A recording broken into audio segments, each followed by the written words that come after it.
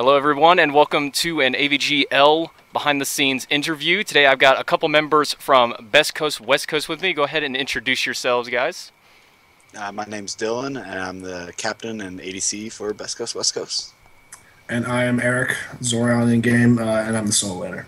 Alright, good to have you guys. My name is Jim Tucker. I'm a caster and the community manager here with AVGL. And we're just going to do a little bit of a post-game interview. So you guys took on Team Sponsor Us, the formerly undefeated in our league. So now they sit at a 3-1 record with the rest of you guys. Before we go into the match discussion, you guys did have a minor roster change. You got a new jungler. Any thoughts on your new jungler, Man Ray? I really enjoy him. Definitely the synergy's been much improved since the change, and he's been a really fun guy to work with.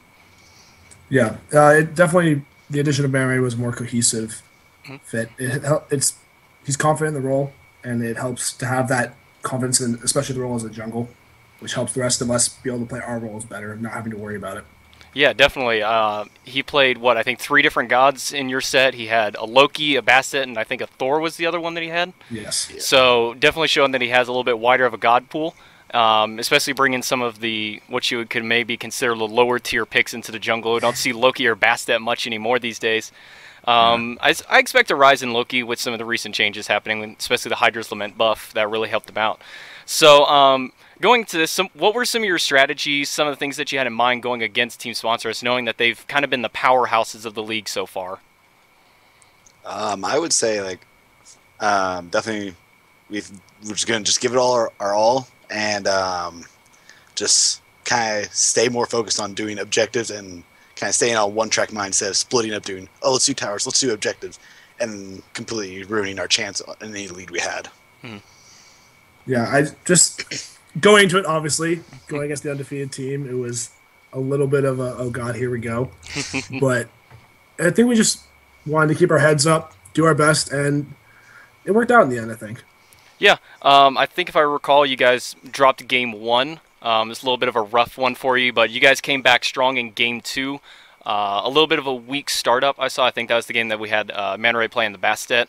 I believe game 2 was the Loki game, actually. Game 2 was the Loki. Okay, so, yeah, that game was crazy to watch. Man Ray was all over Puckham in the mid lane. It was crazy just seeing how active he was in the role, which is what you have to do with Loki. You definitely have to be proactive, definitely just try to gank as often as possible. So after your first game, did you guys just kind of regroup to say, okay, it's just game 1, we still have another one to go? So what were your thoughts going after game 1, getting ready to go into game 2? Maybe some picks or some bans that you guys wanted to make sure to get rid of? I know for a fact after game 1, we wanted to get rid of the Collie, and that was kind of, in the pregame, our decision was, all right, we still want to get rid of Ao Kuang. We can deal with the Capri and the dual lane because, I mean, it's all time based on that ultimate, so it wasn't too bad. So we're like, all right, we'll just scrap the Capri and go for the Collie, and I think that's what really helped us.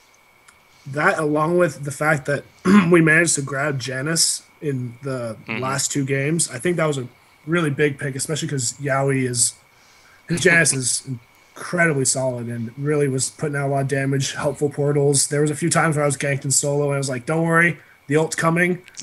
There's a 4-man rotation, but I'm just skating out through the Janice portal. Yeah, Yaoi was on point all game with his portals, his ultimates. I think he got a couple big snipes with it. There was the one Fire Giant double kill that he got. Yeah. That was insane. And I was sitting there watching going, Yaoi's up in 5 seconds. They have to finish this or they have to leave. And as soon as he spawned, ult comes through, gets a double kill on it, you turn around, get the Fire Giant off of it. So definitely picking up Janice was a strong suit for you. And one thing, I don't know if you ever noticed, Viper, but you actually played Chiron every single game the first 2 times that you played.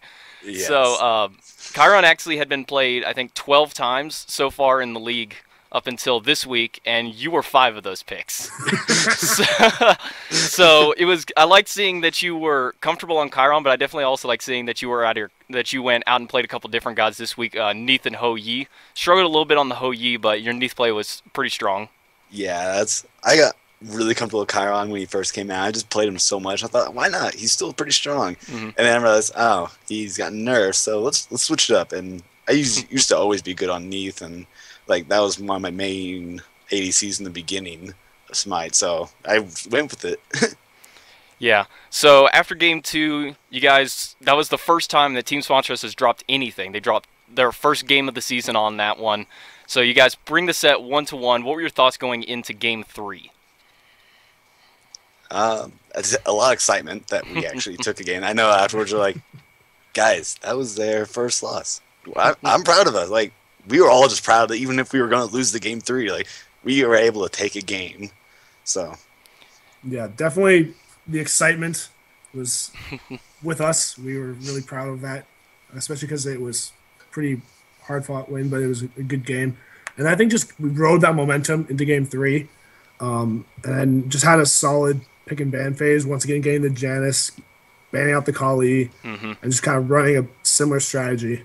Yeah, what did you guys think about the role swap that they did in the third game? Taking Bomb out of the jungle, putting him in the mid lane, throwing Puckham in the solo. What was your kind of thoughts on the little role swap that they did that game?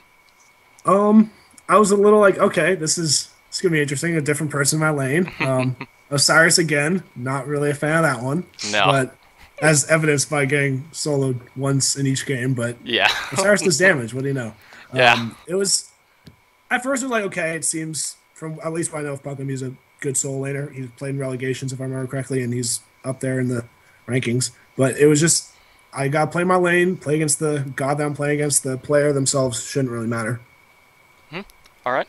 Well, you guys did manage to take the full set off of them, and a week ago I was saying I don't think there's any team who would take a set off of them. You guys have definitely proven me wrong on that. I felt that TSU was strong enough to maybe just lose one game but bring back the set, but you guys obviously rode the momentum, as you said, in game 2 up into game 3, and were able to take the full set off of them. So now there are 4 teams currently sitting at 3-1 in the AVGO right now. It's you guys, Team Sponsor Us, NWFSC, and KSU Thor Losers. Now, you guys, I believe, lost to KSU in week 2.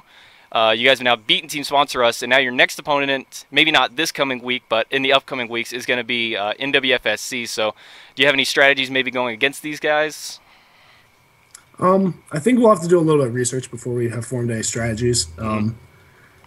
We haven't really figured out too much about them, so we'll just do that and just kind of understand a little more about them before we really try to figure out what our game plan is. yeah, lots of scouting. That's kind of the thing we always know is we'd get together and just always watch some videos and plan out, all right, these are their main gods, let's play it, see how it goes, and then kind of adapt from there.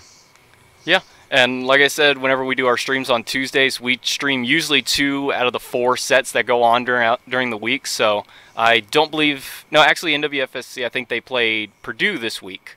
That was streamed on Friday.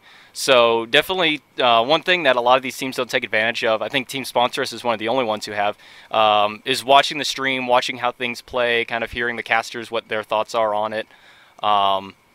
So if you guys get a chance, you can watch those. We usually create a highlight or put them on our YouTube channel as well, AVGL. But going into it, you guys have any opponents that you're maybe a little worried about taking on? I mean, I think going against the Hasheen Slashers, the only other one that's 3-1, I mean, that's going to be a fun match no matter what. Just another one up there. And if we get to verse KSU again, that'll be fun to kind of have a rematch of our new roster and see how things, yeah.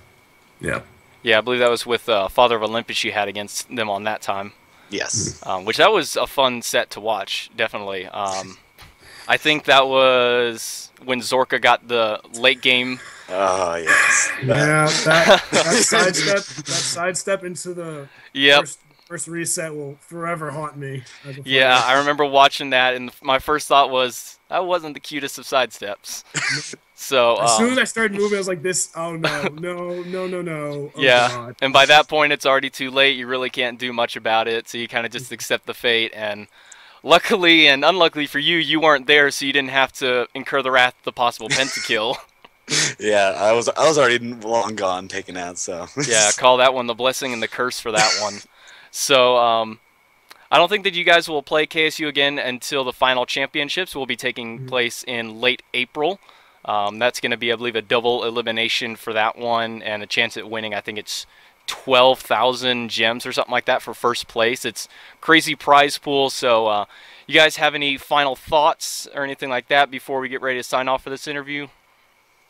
Just team sponsors put up a fantastic match. Definitely one of the funnest Smite matches I've ever played. And I look forward to playing all the rest of the teams and when it comes.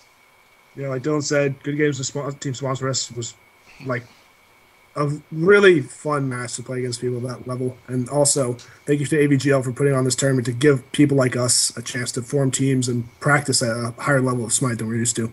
Yeah, it's definitely a lot of fun watching what comes out of these. Some of the crazy numbers that I've been pulling for these. I think with your set, we have 55 different gods played in 4 weeks. That's not something that you see in the Pro League. They're always the top picks every single time. They have, and even still, the top picks are very evident in our games. We have Gebs, Athenas, Chirons, Vimanas, all of those top pick, top band every single time. But seeing that we've had over 50 different gods played, I think Man Ray brought 2 unique ones just in that set alone with Bastet and Loki.